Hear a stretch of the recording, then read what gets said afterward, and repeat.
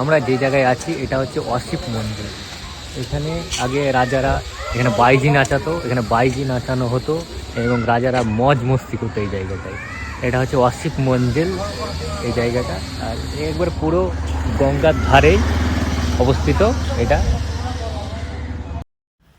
তো এই প্যালেসটি ট্যুরিস্টদের জন্য ঢোকার কোনো রকম সুবিধা নেই, এটিতে এখন কাজ চলছে, কিন্তু ভবিষ্যতে এটা ট্যুরিস্টদের জন্য খুলে দেওয়া হবে। তো আমি যেখানে উপস্থিত আছি এটা হচ্ছে নবাবের শহর মুর্শিদাবাদ। এটা হচ্ছে নবাব সিরাজউদ্দৌলা পার্ক, ওটা হচ্ছে নবাবের স্ট্যাচু তৈরি করা আছে। আর এটা হচ্ছে ভাগীরথী নদী, এই নদীটা তীরেই হাজারদুয়ারি অবস্থিত, সামনে হাজারদুয়ারি পড়বে। এই জায়গাটি অনেক মানে ইতিহাসে অনেক নাম আছে। এই জায়গাটা থেকে একটা সময় গোটা বাংলা, বিহার, উড়িষ্যা যেটা বাংলাদেশ আছে, পুরো এই জায়গাটা থেকে শাসন চালানো হতো। তো মুর্শিদাবাদের ঐতিহ্য অনেক কিছু, অনেক ইতিহাস আছে। তাই বলবো সকলকে এই জানুয়ারি মাসে আমাদের মুর্শিদাবাদ ঘুরে যান।